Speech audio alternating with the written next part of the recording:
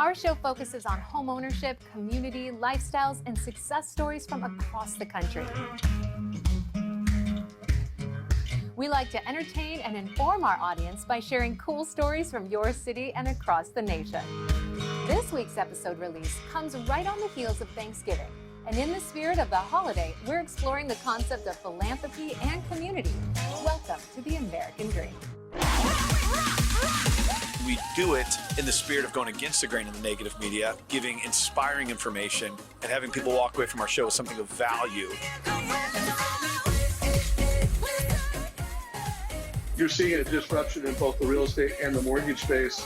A lot of people are just not willing to put in the work. What video does is that it demands an emotional response. You know what I love about the show? It's totally unscripted. Our first story is brought to you by a professional in your city. Let's hear what they have to share this week.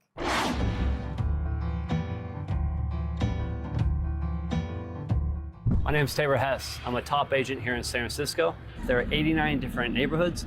Each have their own characteristics. There's something for everybody. That same can be said for nightlife. And behind me is the Speakeasy. As you'll see, there are no windows, there are no lights, and there's no signage. It's a sign of a proper speakeasy. And within these walls are 5 speakeasies hidden behind bookshelves and through trapdoors. Come on. Then get up and go. Go out and get it. Hey, hey. All right, guys, so in the first of the speakeasies, all speakeasies had a legitimate business front. The business that hid this speakeasy was a cigar shop that was located here in this current bar, as well as up here. This was the smoking room and a lounge. Again, this was the authentic, legitimate business space. And this is not just a bookshelf.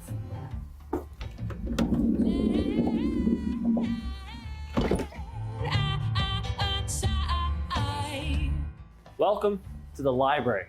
This is the only bar of 5 that is open nightly to the public. And these volumes of books are all from the Prohibition era that lasted from 1920 until 1933.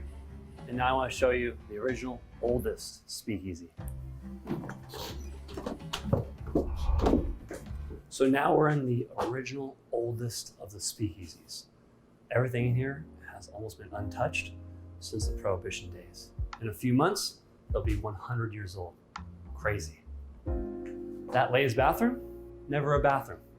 Behind the door is a staircase that used to lead into the adjacent hotel. When police officers raided the speakeasy, it was labeled as a ladies' bathroom because in the 1920s, police officers could not enter women's bathrooms. Pretty clever.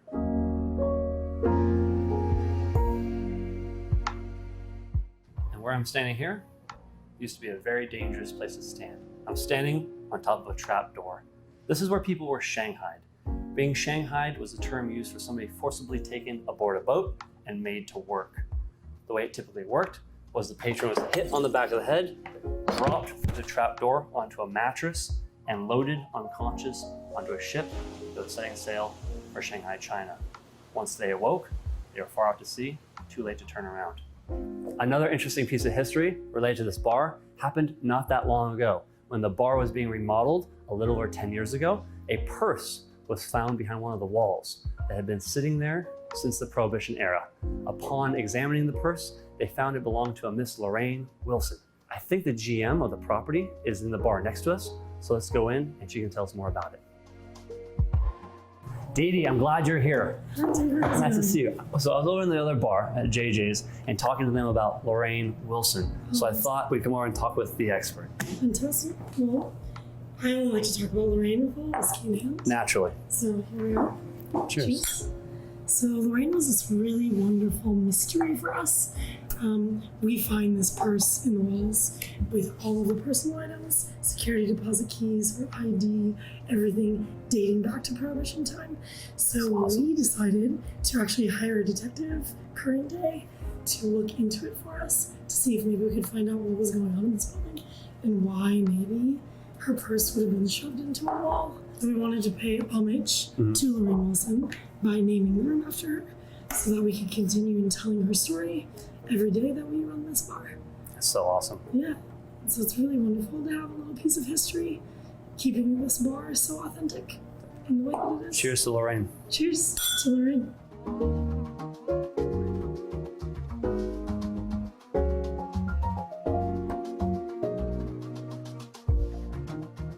Thanks for joining me on the tour. My name is Tabre Hess, representing San Francisco. I'll see you next time. Our national story this week is about philanthropy and community. But first, we hear from one more professional from your neighborhood. Let's check it out.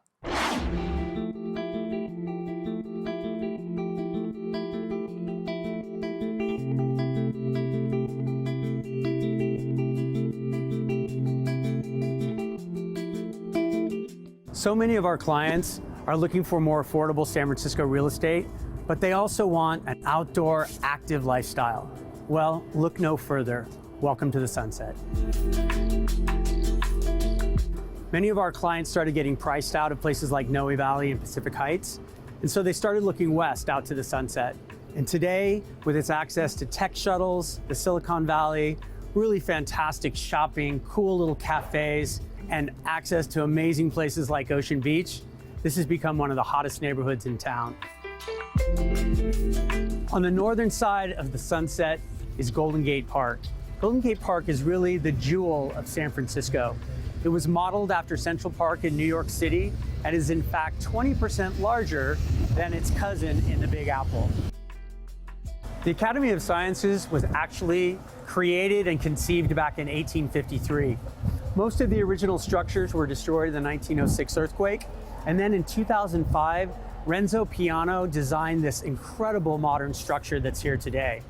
Today it houses a planetarium, an aquarium, and some amazing natural history exhibits. The Deyoung Museum was built in 1921, and was also damaged in the Loma Prieta earthquake, and it was rebuilt by Starkitects Herzog and Marin back in 2005. Many people in the city really balked at the copper cladding, but personally, I think it's a really cool building. And today it houses some of the best art and fashion exhibits in the world.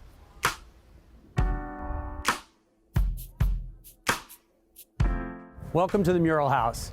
1555 43rd Avenue is 2,400 square feet and has been extensively remodeled to create the best of sunset living. Come on in, let's take a look.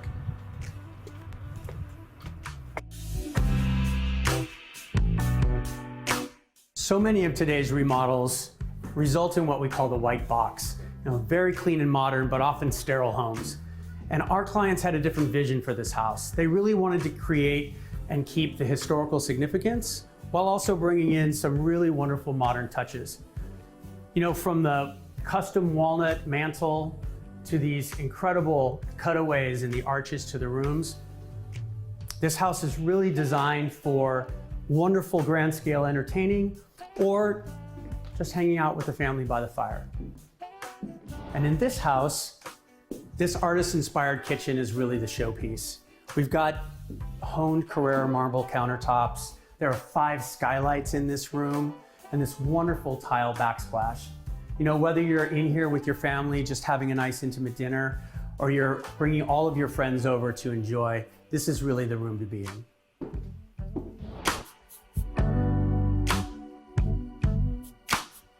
Not only did the sellers put a lot of energy and effort into the upstairs, they also did so down here. This is a massive family room. It has beautiful custom walnut bookshelves, a wonderful kitchenette, and it opens onto your own private backyard. So the seller's actually an acclaimed local artist, and she spent 2 years painting the mural on the back of this house. As you've seen, this is a beautiful house. The sellers did an amazing job restoring it. It really is the best of sunset living. This is the best mural in town, on the best house in the Sunset. In fact, this is the American dream. Our national story this week is about philanthropy and community. But first, we hear from one more professional from your neighborhood. Let's check it out.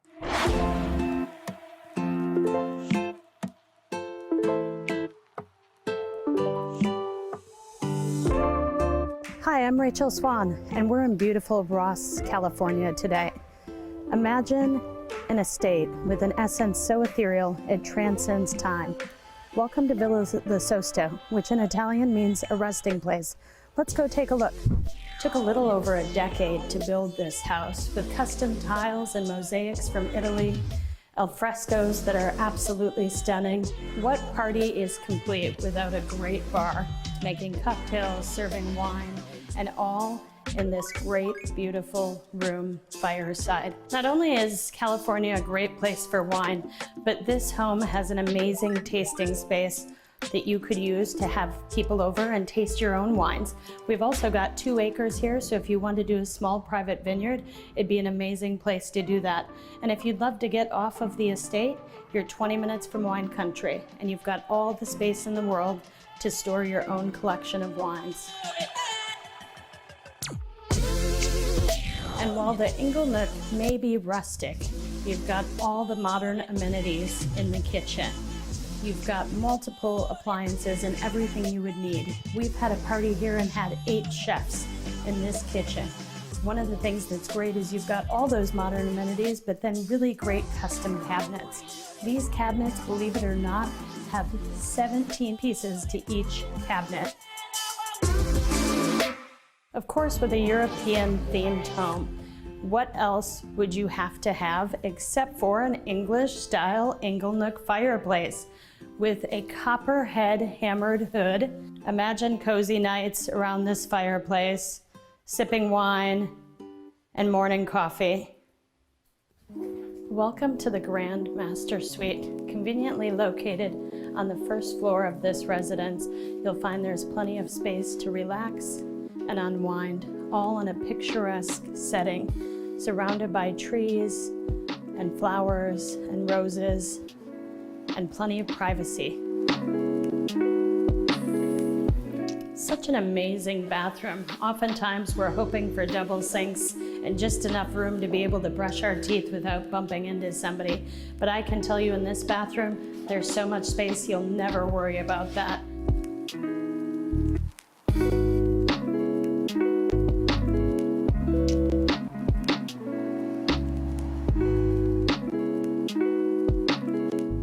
Merton once said that art enables us to find ourselves and lose ourselves at the same time. While you can find yourself in this beautiful estate and all of the artwork, you can also lose yourself out here with all of these luxurious amenities that this estate has to offer on this picturesque 2 acres of land.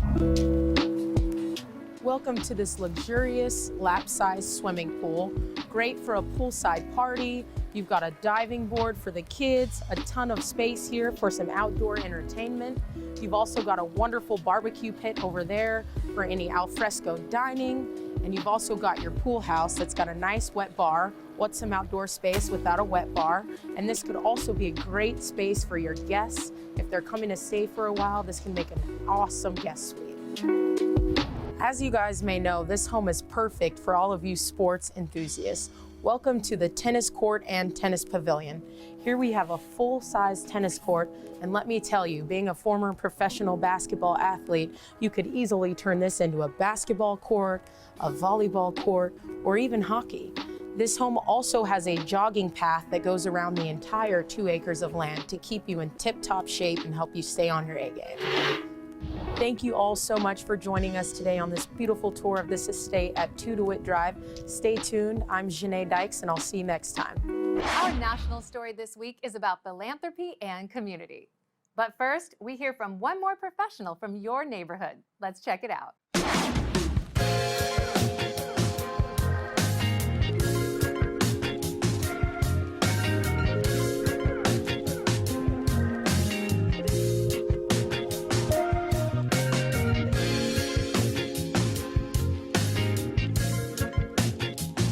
When most people think of San Francisco, they think of high-rises, Victorians, or the Golden Gate Bridge. But did you know that most of San Francisco was built around smaller residential neighborhoods that had access to downtown?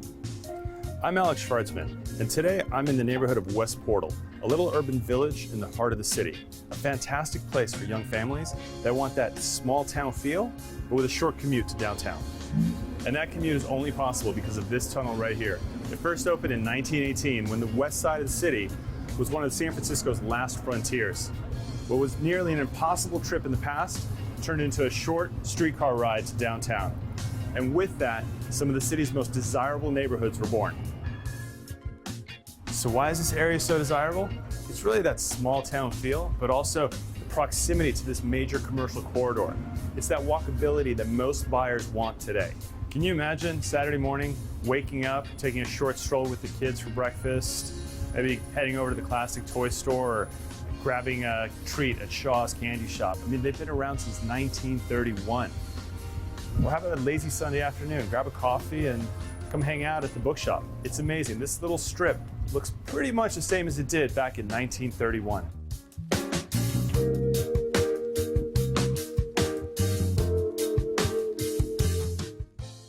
Check this out, city living at its finest.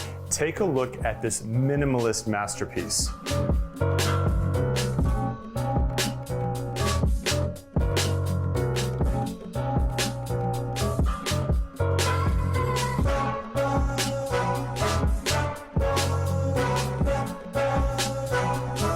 Fully redone, 4 bedrooms,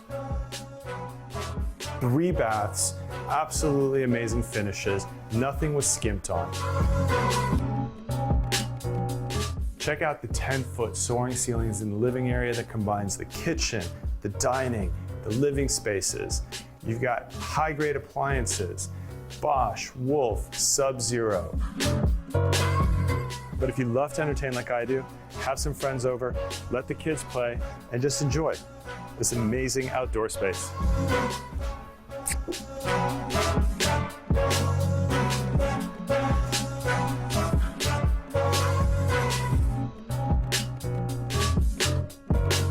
Thanks for joining me on my tour of West Portal and 43 Gladeview. I'm Alex Shvartsman, and I hope to see you at the next episode.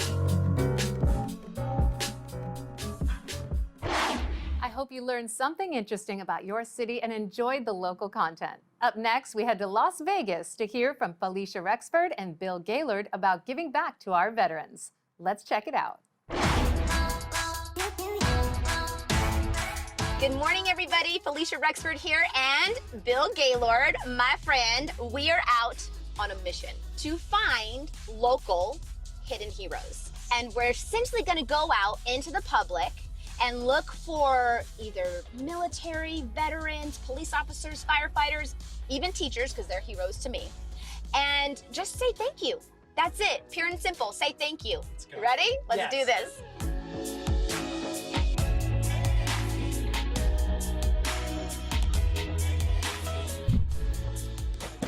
I'm kind of nervous, but I'm excited. I know, it's going to be so much fun. Okay, so we're going into a local hardware store, and we are going to try to find either veterans, police officers, firefighters, maybe even a teacher, and see if we can just say thank you and give back, if they'll give us the opportunity to give back. You ready? Let's go. Yeah.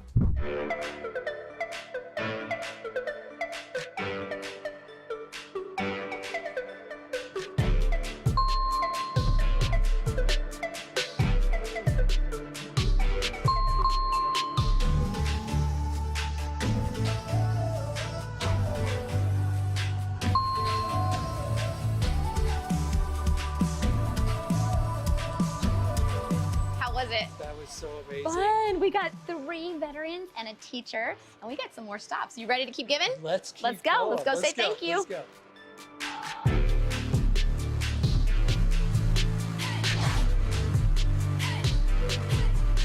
So one of the things I like to do, and I would like everybody to maybe start doing, is you can walk into a local dry cleaners and just ask for some uniforms to pay for. That is super easy. Great idea. Here they come.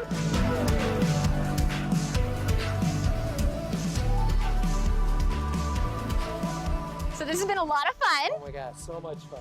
But I'm hungry. Yes, me too. I'm ready to get some fuel. Yes, so we are currently in the northwest part of Las Vegas still at one of my favorite restaurants, Market Grill Cafe. family owned and operated. I don't think it gets any more American dream than that. Okay, Bill, here we are. I'm so ready. I am too. We're at Market Grill Cafe. So today has been all about giving back. And one of the reasons why I'm here with the family is because how do you give back on a daily basis? So we give back to all the first responders, the military. We believe in really giving back to them because they give so much to the community. Absolutely, Yes. absolutely. So you get daily discounts. Yes, we do. That's great to know. And now we're ready for some lunch. You ready to do this?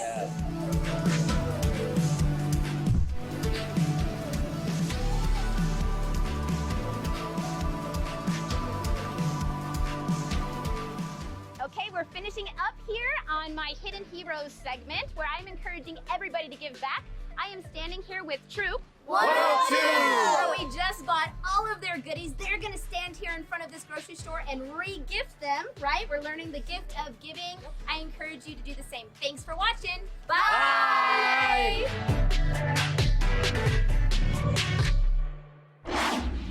Coming up next is a story from Houston about a community coming together to support Homecoming Week at a local school in the spirit of positivity and togetherness. Let's hear it from Sarah Nguyen.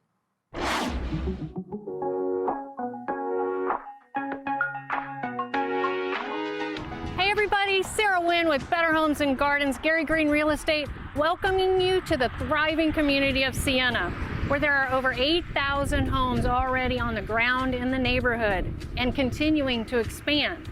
I want to share with you one of the most endearing qualities of this neighborhood is that it has a small town feel with big town amenities.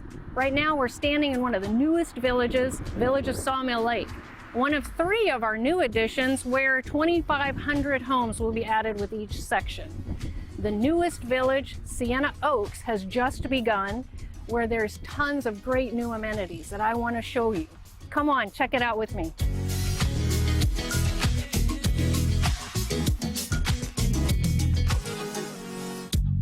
And here we are at Sawmill Lake, right in the heart of the newest section of Sienna, with so many amenities that all of the residents of Sienna are allowed to use, including outdoor pool, state-of-the-art fitness center, the beautiful lake, and a gorgeous hill country style clubhouse where we have private and community events. Also, the kids use it as a hangout and a study spot during the year for several different events, which is awesome.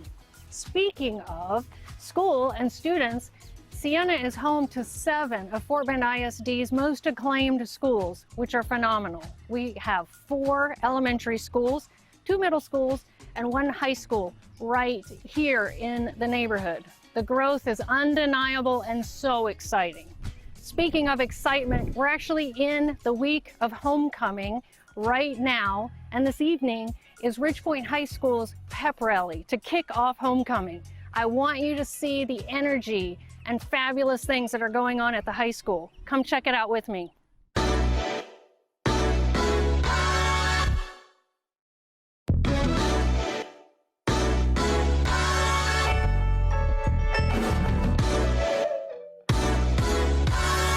Here we are at the most exciting portion of homecoming week at Ridgepoint High School, the parade and pep rally.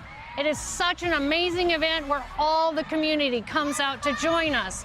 I am welcomed here with Len Brogan, the principal of Ridgepoint High School. Mr. Brogan, can you tell us how important the homecoming week is here at Ridgepoint? Absolutely, Sarah. This just isn't a school-based event. This is a community event. We bring in our Little League football teams, our Little League cheerleaders, the middle schools, the elementary schools, all are involved in this great parade, this great pep rally and fireworks. It really builds a lot of spirit for Ridgepoint High School throughout the community. We're so excited that we have so many people involved. We have over 1,600 marchers marching tonight, and it's just going to be a great evening. Thank you. As Mr. Brogan said, the community is out in full force and we want to showcase them and show them off for you. Stick around, as the event would not be complete without our fireworks sponsored by the locally owned Legacy Ford Company. Check it out.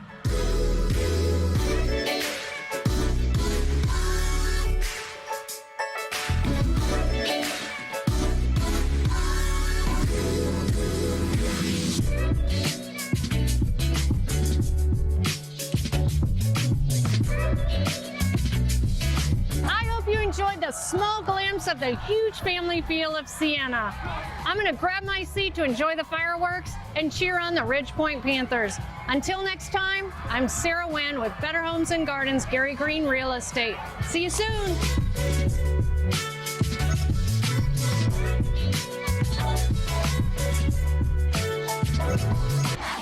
Last but certainly not least, we hear from Holly Shambrom as she heads to a carnival that is all about fundraising for their local firefighters. Let's head to Orange, Connecticut. Hello, my name is attorney Beth Grissett from Grissett & Associates, and I'm here with American Dream TV today in the beautiful town of Orange. I'm here to meet with Holly Shambrom of Shambrom Real Estate Group and Coldwell Banker to take a look around this beautiful festival. Hi. Hello, how are you? Good, good. Welcome to Orange, small town USA. Absolutely. Thank you so much for having me. Can you tell me a little bit about why you picked this location and this event? Absolutely. So Orange dates back to the early 1800s with a Native American tribe called the Pawgasets. They were very welcoming to the English, and it has continued to 2019, welcoming people from around the world. We're at the Volunteer Carnival, and it'll be a lot of fun. We'll meet some great people. Let's go have some fun. Absolutely. Let's go look around.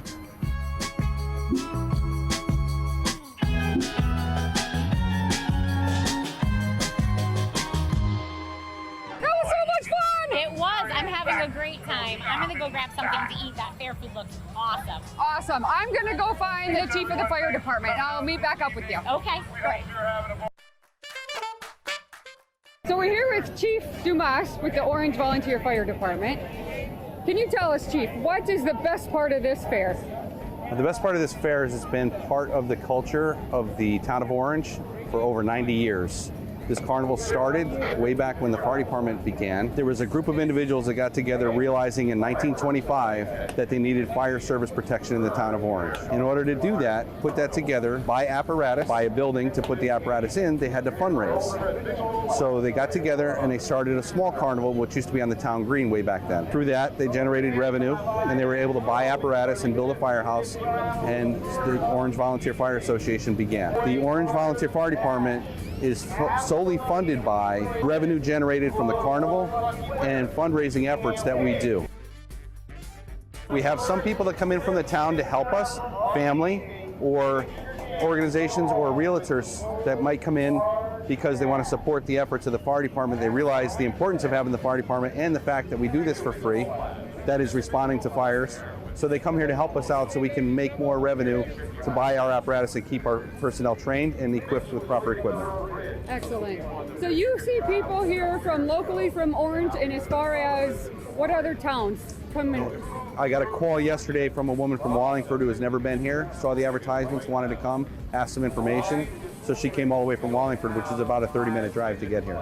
Excellent. Thank you so much. I appreciate your time. It's a great carnival. Thank you.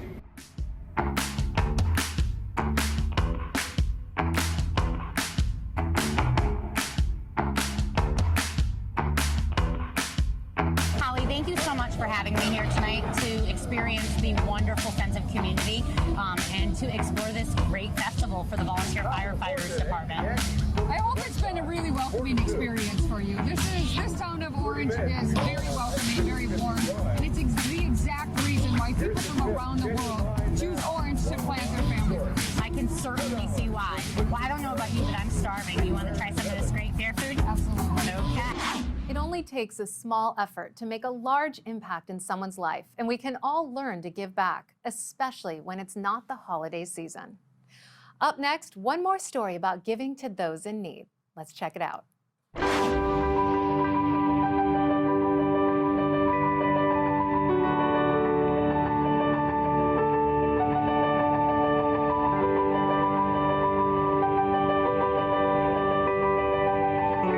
Hi, welcome to this episode of The American Dream. I'm Stacy Dowling with Mutual of Omaha Mortgage, and I'm here today with Rob Meisner from Keller Williams. He's one of the best agents in town. Rob, what do we have going on today? I really wanted to show the audience a ministry that I'm very passionate about. It's Christ Body Ministries.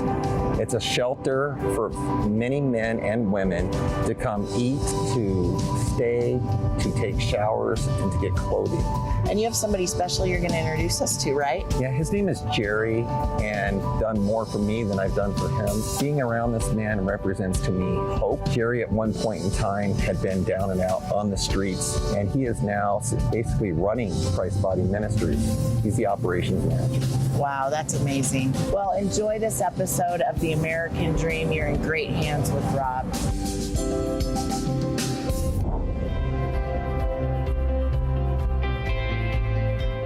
Hey Jerry, how you doing? Hey Rob, it's good to see you again. Can you tell the audience a little bit more what goes on daily? So we're Christ Body Ministry, and we're here to feed, clothe, and share the gospel with our guests here so that we could get them to change their lives. So when did you first hear about Christ Body? Like a lot of our guests here, I was homeless and I was on drugs and alcohol, and I just started coming around here to get a shower, to have breakfast and lunch. And I saw Pastor Bruce. He was the pastor here, and he was serving the Lord here, and so I was able to see what he was doing. And then I heard his story, and it was sort of like mine. And then once I heard that, I was like, wow, I want that in my life. So I started just volunteering here. What happens here in the kitchen daily? So this is our downstairs kitchen. In the kitchen here, we prepare our breakfast and lunch. So what we do is we go ahead and get breakfast ready. We open up at 10 and let our guests in. And we have servers over here on the line. And we serve for an hour and 15 minutes. And then we close up to get ready for lunch.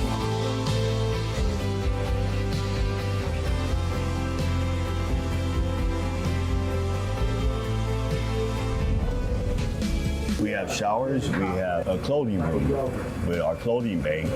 We try to give everybody a new pair of clothes to wear so that they could take a shower and get ready for their day in case they have a job interview or just want to get cleaned up.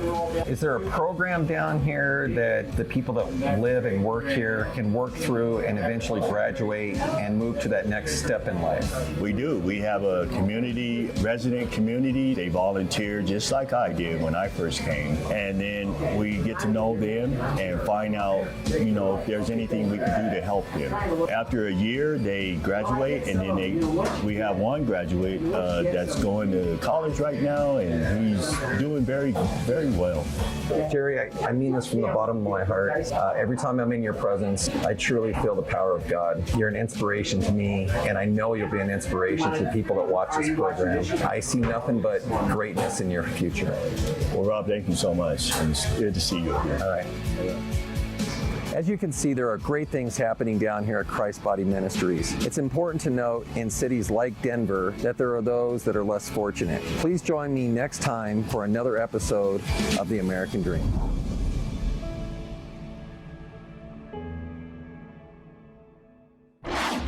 We strive to bring you the best stories from across the country that embody the ideals of the American dream, and we hope that you saw something new and entertaining.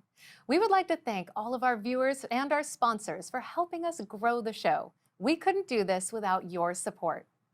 I'm your host, Jem Morris, and thank you so much for watching.